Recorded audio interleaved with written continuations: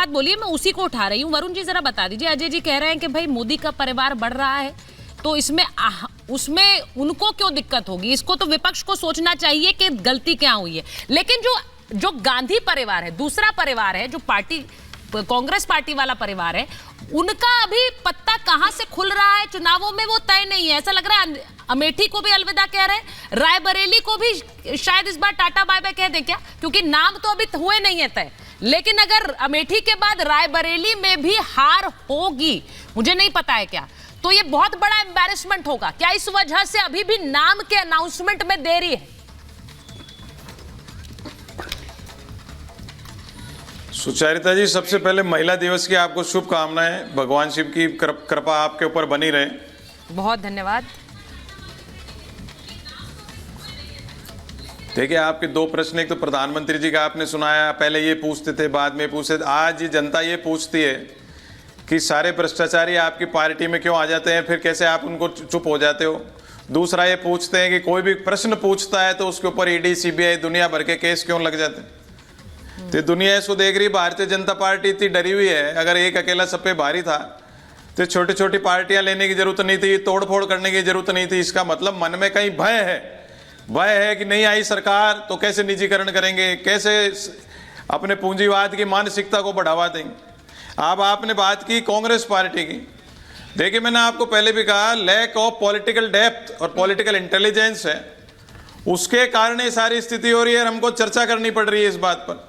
अगर political intelligence होती, सूझबूझ होती, राजनीतिक सूझबूझ का अभाव नहीं होता, हाँ। तो एक महीने में सरकार, आजाद भारत की सबसे फेलियर सरकार में कई बार कह चुका, एक महीने में सरकार को बाहर उखाड़ के फेंका जा सकता था, पर अब वो नहीं हो रहा है।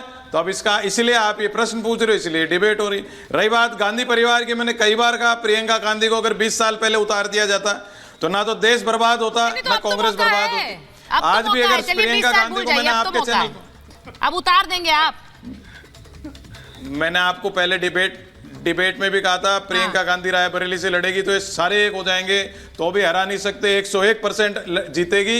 इंदिरा गांधी का अक्स देखती है जनता उनके अंदर। और अगर वो कांग्रेस पार्टी जिन कहते थे कि नहीं कि वहां से इनको कोई नहीं हरा सकता। मैंने राहुल गांधी के लिए नहीं कहा कि राजीव गांधी का अक्स, मैंने नहीं कहा कभी। आपने डिसमिस कर दिया, मतलब राहुल गांधी को आप डिसमिस कर रहे हैं। प्रियंका गांधी में इंदिरा गांधी।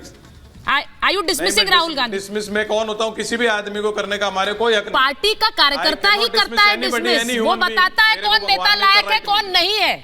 ये मेरा मानना है। Ajay Alok ji wants to make a point. Ajay ji, आप कुछ आप बोलना चाह रहे हैं, उसके बाद में राहुल गांधी। हाँ, बोलिए। बहुत मैं बोल दूं 10 सेकंड कही कि 20, मैं कह रहा हूँ आप ने कहा कि 20 साल पहले प्रियंका को उतार देते तो देश बर्बाद नहीं होता। देश नहीं भाई साहब, कांग्रेस बर्बाद नहीं होती, ये कहिए, क्योंकि आप मानते हैं कि राहुल गांधी ने कांग्रेस को बर्बाद कर दिया। मैंने कहा, मैंने ये भी कहा, कांग्रेस से सिर्फ राहुल, मैंने ये भी कहा आलोक जी, ये भी कहा। एक मिनट सुनिए, सुन लीजिए ना। मैं भी मैं खत्म कर देता हूं, फिर बोलिएगा। अब जिस अमेठी तो पूरी मेरी बात सुन के बोलो ना, मेरी पूरी बात तो सुनो। बिंगो के खाते रहे 70 से लेके 2019 तक। सोचिए कितना लंबा पीरियड होता है।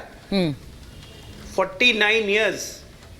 70 से, जब से संजय गांधी वहां से लड़ना शुरू किए, 2019 तक अमेठी को मट्ठी की तरह खाते रहे। एक कलेक्ट्रेट का ऑफिस तक नहीं बनवा पाया वहां पे कोई भी श्रीमान हो, चाहे राजीव गांधी हो, चाहे संजय गांधी हो, हाँ। चाहे सोनिया गांधी हो, चाहे राहुल गांधी हो।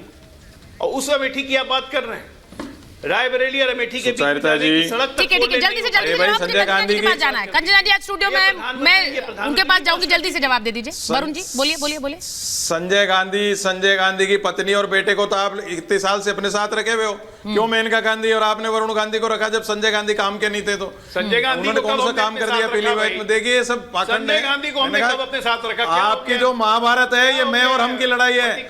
छल, अरे भाई, मेनका गांधी को नहीं लिया क्या? मैंने कहा उसके परिवार को लिया आपने। संजय गांधी क्या करने आते हैं आपके पास?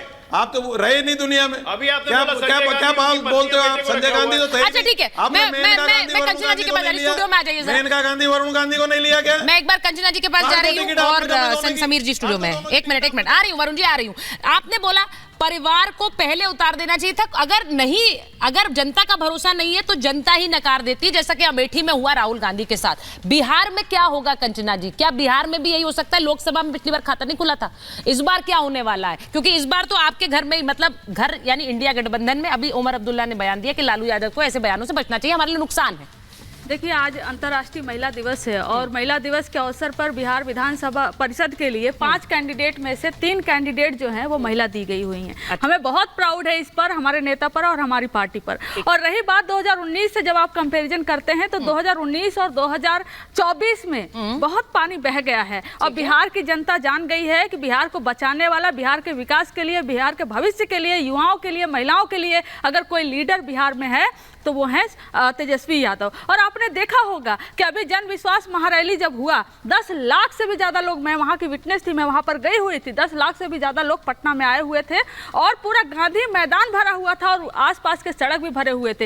ये कहीं ना कहीं दिखाता है कि, आपको एक और वाक्य बता दूं कि 2013 में जब नरेंद्र मोदी जी प्रधानमंत्री बने और उसके बाद वो चंपारण में गए, चंपारण में कहते हैं कि मैं चंपारण के चीनी मिल से जो चीनी आएगी मैं उसका चाय पीऊंगा। आज 10 साल हो गए लेकिन वहां पर एक भी चीनी मिल इन्होंने न दिया और न जो पुराने चीनी मिल थे उसको सही किया। 9 में से जो है 5-6 बंद हो गए, 1-2 बहुत पार्शली काम कर रहे हैं। तो दिखाता है कि बेतिया की बात कर लेते हैं। अभी 2 दिन पहले नरेंद्र मोदी जी गए हुए वहां पर गए हुए थे, पूरी कुर्सी खाली थी। तो पहले अपने घर में देखनी पड़ेंगी ना चीजें।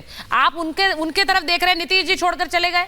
अब वहां पर उमर अब्दुल्ला भी लालू जी के बयान पर हंगामा कर रहे हैं, कह रहे हैं क्यों बयान ऐसे दे रहे हैं, हम सबको नुकसान होने वाला है। तो पहले घर में सुलझाइए, उसके बाद उन पर हमला करिए। देखिए, घर सुलझा हुआ है। समस्या यह है कि ये जो 2024 की लड़ाई है, ये संविधान बचाने की लड़ाई है। तो जो भी हमारे साथ है वो परिवार का हिस्सा है। और हम आपको बता देते हैं कि जब तक राष्ट्रीय जनता दल, कांग्रेस और अन्य इंडिया अलायंस में है तब तक इंडिया अलायंस है और रहेगा। और मतलब बाकी सबका कोई अस्तित्व नहीं है। आप है तो इंडिया अलायंस। मैं अपनी पार्टी की जिम्मेदारी ले रही हूँ। जब तक राष्ट्रीय जनता दल है, राष्ट्रीय जनता दल है और पहले भी महागठबंधन में थी। अच्छा, आपने कहा लोकतंत्र बचाने की लड़ाई। मैं एक बार जरा अपने दर्शकों को याद दिला देती हूँ कि कल जब रिपब्लिक समिट में प्रधानमंत्री आए थे तो उनसे उन्होंने कहा कि मुझसे बहुत लोग पूछते हैं कि नेगेटिव कैंपेन आपके खिलाफ चलाते हैं तो आपको असर नहीं पड़ता है क्या आप पर। उन्होंने कहा कि अगर मैं इसके बारे में सोचूंगा तो मैं काम नहीं कर पाऊंगा। तो समीर जी, सवाल ये है कि जो अभी कंचना जी ने कहा कि भाई ये डेमोक्रेसी बचाने का चुनाव है, ये हमला तो बार बार होता है प्रधानमंत्री पर।